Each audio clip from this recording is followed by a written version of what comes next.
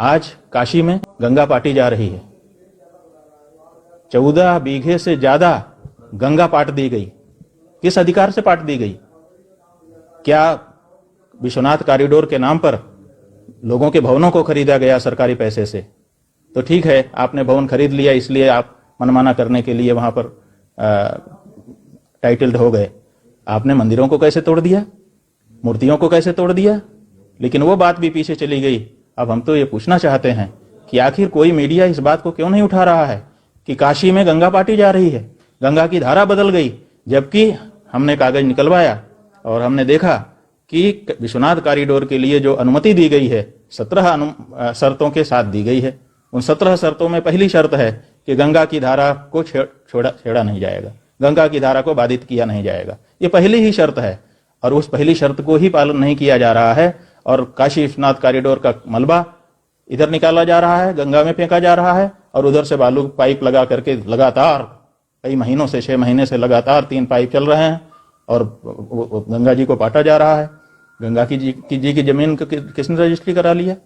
किस अधिकार से आप वहां पर मलबा डंप कर रहे हैं? किस अधिकार से गंगा जी की धारा को आप मोड़ रहे हैं? लेकिन कोई बोलने वाला नहीं है। भारत का प्रधानमंत्री आता है, आकर के वो वहां पर कार खड़ी करता है और उस कार में बैठ करके तब विश्वनाथ जी दर्शन करने जाता है। पहले ये कहा गया था कि विश्वनाथ कॉरिडोर हम इसलिए बना रहे हैं ताकि गंगा और विश्वनाथ को हम मिला सकें, ऐसी बातें कही गई थी और आप मीडिया के लोगों के द्वारा छापी गई थी। आप ये बताइए कि गंगा और विश्वनाथ के बीच में कार की क्या जरूरत है? लोग आते थे गंगा में स्नान करके विश्वनाथ जी के पास तक पैदल कम से कम जाते थे। आप अब गंगा से विश्वनाथ में जाने के लिए कार की जरूरत आपको पड़ने लग गई है। आपने क्या गंगा को और विश्वनाथ को मिलाया? जिस दूरी को लोग पैदल चल करके नंगे पांव पूरी कर लेते थे, उस दूरी के लिए आपके प्रधानमंत्री को कार की जरूरत पड़ती है? आपके इस भगवाधारी तथा कथित मुख्यमंत्री जो अपने आप को सन्यासी कहता है, योगी कहता है, उसको कार की जरूरत पड़ने लग गई है विश्वनाथ जी जाने के लिए गंगा जी के पास से। लेकिन फिर भी इस पर कोई आवाज नहीं उठा रहा है। हमको यही एक बात जानना है देश के न्यायालय से तथा कथित मीडिया से कि आखिर क्यों चुप हो आप, क्यों नहीं बोल रहे हो? 25 करोड़ का जुर्माना आपने गंगा यमुना के किनारे कार्यक्रम करने वाले पर लगा दिया था। इतने बड़े हितैषी आप नदियों के बन गए थे, अब आपकी नदी हितैषीता कहां चली गई है? गंगा को पाट दिया जा रहा है, आप क्यों नहीं बोल पा रहे हैं? ये बड़ा प्रश्न है। लेकिन हमको पता है कि रिकॉर्डिंग तो होगी लेकिन दिखाया नहीं जाएगा। राम का नाम लेने से ममता को भय लग रहा है और दूसरे को खुशी भी तो हो रही है। राम का नाम केवल चुनाव में लेना चाहिए? क्या राम का नाम चुनाव के लिए बना हुआ है?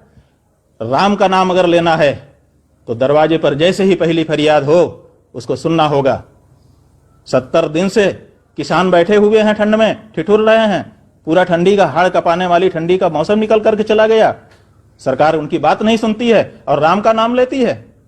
राम का नाम लेने का हक कहां है इन लोगों को? जो लोग जय श्री राम का नारा लगा रहे हैं, जय श्री राम का नारा लगाने का हक उसको है जो पहली फरियाद पर महल से बाहर आकर के सड़क पर सुनवाई करे। कुत्ता भी राम के दरबार में गया शिकायत करने के लिए, तो कुत्ते की बात को सुनने के लिए राम महल से बाहर निकल करके आए। क्योंकि जब उन्होंने कुत्ते को बुलाया कि आओ हमारी बात कहो, अपनी बात कहो हमारे दरबार में, कुत्ते ने कहा मैं कुत्ता हूं, मैं राम के दरबार में नहीं जा सकता। अगर राम को मेरी शिकायत सुनना है तो उनको यहां पर आना चाहिए। राम जी महल से निकल करके कुत्ते के पास गए थे। उस राम का नाम आप लेने के अधिकारी हो? लाखों किसान मर रहे हैं, उनकी क्या हालत है? और आपने उनके लिए लोहे की कीलें सड़कों में धंसा करके रखी हुई हैं और आप जय श्री राम का नारा लगा रहे हो। थू है ऐसे मुंह पर जो राम के नाम को राजनीति के लिए इस्तेमाल कर रहा है, और थू है उस ममता बनर्जी के नाम पर जो इस बात को साफ नहीं कर पा रही है और राम के नाम से चिढ़ रही है। ममता बनर्जी हो, चाहे नरेंद्र मोदी हो, चाहे अमित शाह हो, दोनों एक ही कैटेगरी के हैं। दोनों राम के नाम का इस्तेमाल कर रहे हैं, एक लेकर के और एक विरोध करके। ये राजनीति का विषय नहीं है राम का नाम। राम का नाम लेने के लिए बहुत पवित्र होना पड़ेगा, बहुत ही संवेदनशील होना पड़ेगा।